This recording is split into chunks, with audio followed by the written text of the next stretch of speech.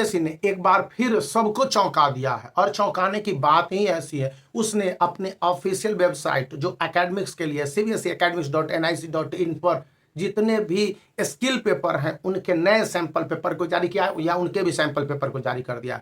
इससे इस बात की पूरी तरह से हवा मिल रही है कि सीबीएसई अब अपने बोर्ड एग्जामिनेशन के लिए नए सैंपल पेपर को जारी कर सकता है। और सीबीएसई ने ऐसा बोला भी है कि हम 3 चीज जारी करेंगे। पहला तो जिस तरह से इस सब बुक्स में मौजूद है स्टडी मटेरियल या ऑल इन वन बुक है, तो लगभग सभी subject class 10th and class 12th के लिए।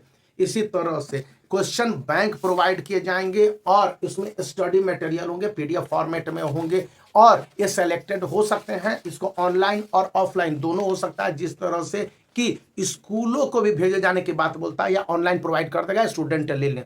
तो अभी ये बात हो रही है, अभी ये अक्टूबर के एंड में आ जाए या फिर सितंबर एंड से अक्टूबर के एंड तक आ जाए, वो आने की संभावना है स्टडी मटेरियल सीबीएसई। दूसरी बात बोलता है कि सीबीएसई क्वेश्चन बैंक को जारी करेगा। अब वे क्वेश्चन बैंक किस तरह के होते हैं, मैंने इस ऑल इन वन बुक में देखा था लास्ट में, यहाँ पर जिस तरह से एक क्वेश्चंस बैंक है ना, इसी तरह से यहाँ पर प्रत्येक चैप्टर के कुछ क्वेश्चंस दे दिए जाएंगे, उनके आंसर को छोड़ दिया जाएगा या ब्रीफ आंसर दे दिया जाएगा। अब स्टूडेंट किस तरह से स्टेप वाइज आंसर करते हैं ये स्टूडेंट पर डिपेंडेंट है और स्टूडेंट को सीखना होगा। यानी कि सीबीएसई आपको क्वेश्चन पेपर दे देगा और क्वेश्चन बैंक भी दे देगा। यहाँ पर अभी तक का जो ट्रेडिशन होता आया है कि वो इंग्लिश का, एसएसटी का और साइंस का क्वेश्चन बैंक देता है, लेकिन इस बार जो जितने भी विशेषज्ञ आशा कर रहे हैं कि मैथ का भी जो क्वेश्चन बैंक है वो दे देगा। लेट अस होप, उसके लिए आशा किया जा सकता है।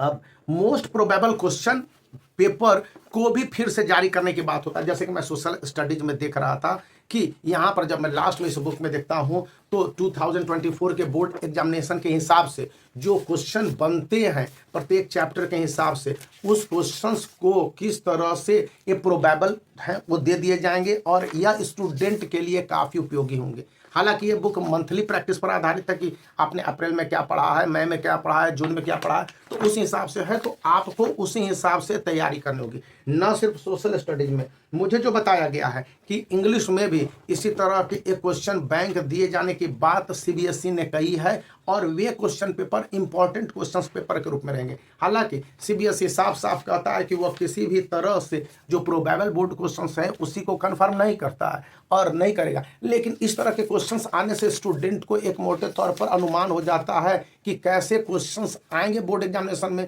और उनका आंसर वो किस तरह से दे सकता है या समझ सकता है या उसको करना चाहिए। यहाँ पर तो पॉइंट हो गई इस चीज़ की।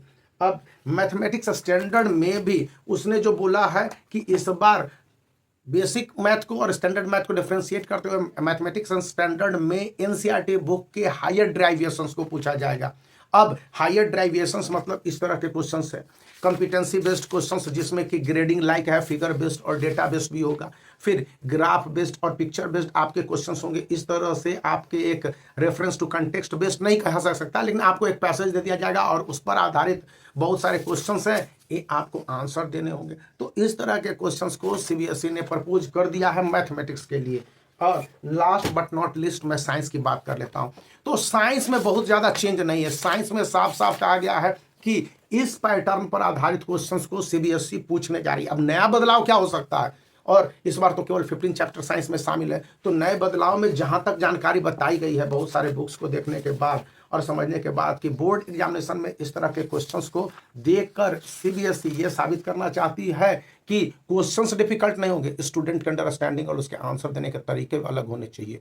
तो इसके लिए आंसर को भी प्रोवाइड करने के बाद सीबीएसई करता है। अब करनी और कथनी में अंतर है, तो आप इन बातों को समझिए। तो समझने के अनुसार पहल करना याद रखिए। तो आप वीडियो को लाइक कर सकते हैं, चैनल को शेयर कर सकते हैं, सब्सक्राइब करना याद रखिए।